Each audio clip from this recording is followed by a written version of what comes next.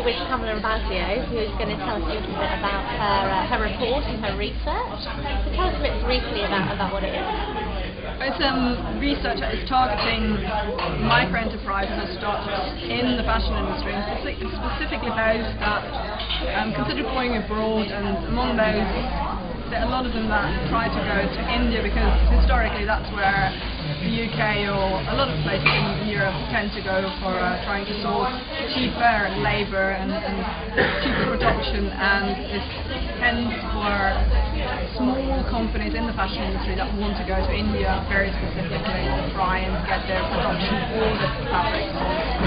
Okay, so what can you learn from the research that you've done? Well, the research contains a number of things. On the one hand, it gives you a bit of an idea what the Indian textile industry is all about, what kind of, I would say, panorama you find yourself in front of it.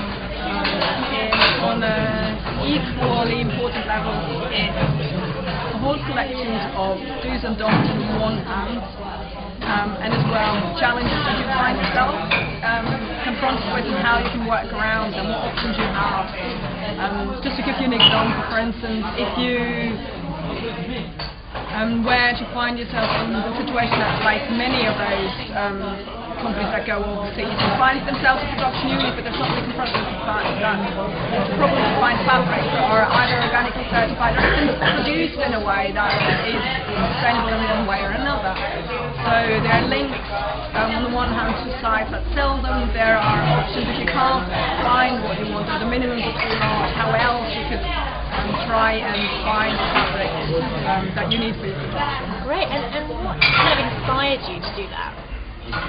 It's actually quite simple. You keep talking to small entrepreneurs that want to have their own labels, and well, they try obviously to do something here in the UK, but the reality as well is for many of them it's just not feasible because, again, the cost it incurs here in the UK is too high, or just plainly they can't find a production unit where to do that. And then looking abroad is pretty much the next step, and for many that logically includes trying to look at what is on offer in India, because everyone talks about India and the NGOs talk about poverty and whatnot. But then again, you hear it's really a heart-wrenching labour that they get themselves into. They spend 2 years trying to set something to make it up that might work out. And with each and every one that you talk to, it's like reinventing the wheel. They go over the same things over and over again. They find themselves always confronted with cultural issues, always confronted with problems of middlemen. They always see themselves confronted with language issues, with quality issues, with reliability issues. So basically, it came quite natural trying to pull all those points together to one place. Say that the piece is sort of a bit of a work in progress and you're going to add some more information to it. What sort of information are you hoping to add on? Well, so it depends a bit on the feedback that is coming. I guess it's been reviewed by designers, and they think that if they would have had that type of information when they started off, that would help them a long way along. Now, obviously, there are people just now in that situation.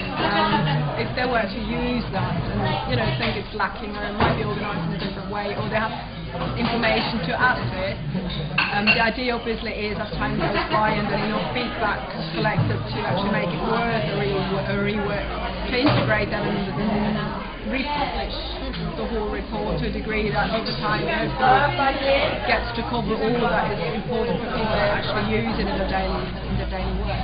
And how did you go about doing all this research? And a different aspect. One of them is just plain data crunching. So specifically, the British Library's got a massive amount of very, very good information. It's communicating with the British Chamber of Commerce and similar entities that have a wide network, again, of people who have access to data, have access to different entities and contacts. Talking to designers themselves, asking them dumb questions of what their experiences were, what their problems were. Some of the designers have set up their business 10, 12 years ago, some of them are 2, 3 years old, so it's all across the range.